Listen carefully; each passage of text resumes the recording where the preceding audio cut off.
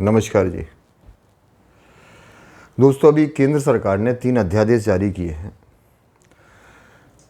उनमें शॉर्ट में आपको बता दूं, एक किया है मंडी एक्ट।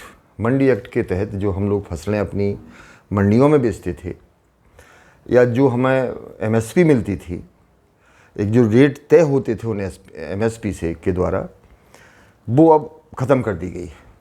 अब सरकार का ये कहना है कि आप ओपन मार्केट में कहीं भी अपनी फसल को बेच सकते हैं, मंडी के बाहर। अब आप ये देखें कि उन्होंने कहा साहब आप हिंदुस्तान में किसी भी मार्केट में आप फसल बेच सकते हैं। हमारे यहाँ छोटे छोटे किसान हैं जिनके यहाँ 2 कुंतल दाल होगी, क्या वो हैदराबाद बेचने जाएंगे, बम्बई बेचेंगे या कलकत्ता बेचेंगे?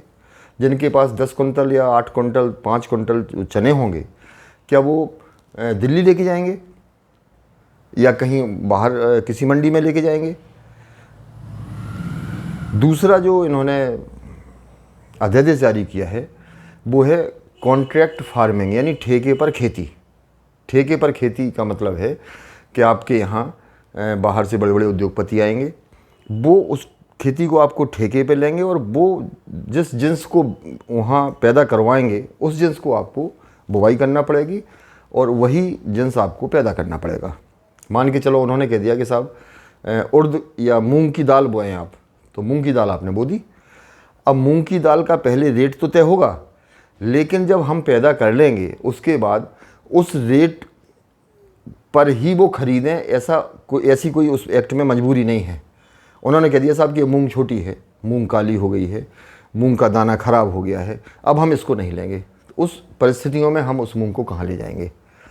तो ये जो ठेके पर उन्होंने दी है हमारी खेती, उस ठेके से हम लोग अब अपने ही खेतों पर बंधुआ मजदूर होकर बन के काम करेंगे। अब हम स्वतंत्र किसान नहीं रहेंगे। तीसरा है कि जो आवश्यक वस्तु अधिनियम के तहत सरकार ने जो लिमिट ख़त्म कर दी है बड़े बड़े उद्योगपतियों की। पहले लिमिट थी कि आप इतने लिमिट के आगे किसी भी वस्तु का, किसी भी खाद्य पदार्थ का स्टोर नहीं कर सकते हैं, जमा नहीं कर सकते हैं उसको। अब वो ख़त्म हो गया है।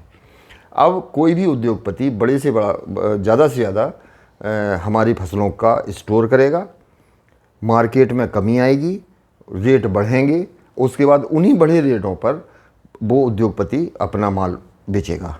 इससे खाली किसान ही प्रभावित नहीं होंगे, इससे मध्यम वर्ग भी प्रभावित होगा, मजदूर भी प्रभावित होंगे, बड़े छोटे सब कुछ, क्योंकि खाना सबके यहाँ बनता है।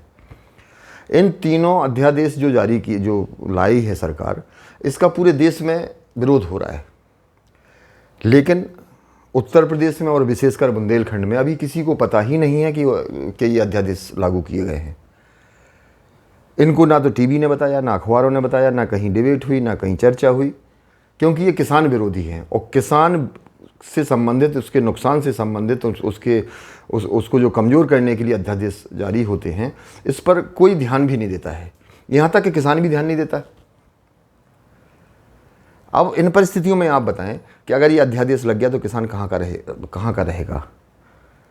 किसानों ने हमेशा इस देश की सेवा की है, इस देश का पेट भरा है, और अगर ऐसे ही अध्यादेश अगर लागू होते रहे तो क्या होगा? कुछ भी नहीं। अभी जो कोविड-19 गया है, इसमें सबसे ज़्यादा एक्टिव किसान रहे, उन्होंने पूरे देश का पेट भरा, और जीडीपी में भी सारे उद्योग फेल हो गए हैं, लेकिन कृषि क्षेत्र इसमें भी अपने नंबर बढ़ा के अपनी पोजीशन दिखा गया है कि किसान किन्हीं भी परिस्थितियों में रहे लेकिन वो देश के साथ है। आप लोगों से निवेदन है कि ये जो 3 अध्यादेश जारी हुए हैं, इनका 14 सितंबर को जब संसद लगेगी तो ये वहाँ कानून बन जाएंगे। उसमें ये अध्यादेश, जो अध्यादेश हैं अभी जो पारित हुए हैं, ये संसद में लागू ना हो, इसके लिए हम लोगों को अब विरोध करना चाहिए। सभी लोगों से निवेदन है, सभी प्रभावित होंगे कि इस कानून का, इस एक्ट का, इन तीनों अध्यादेशों का हम लोग विरोध करें। नमस्कार।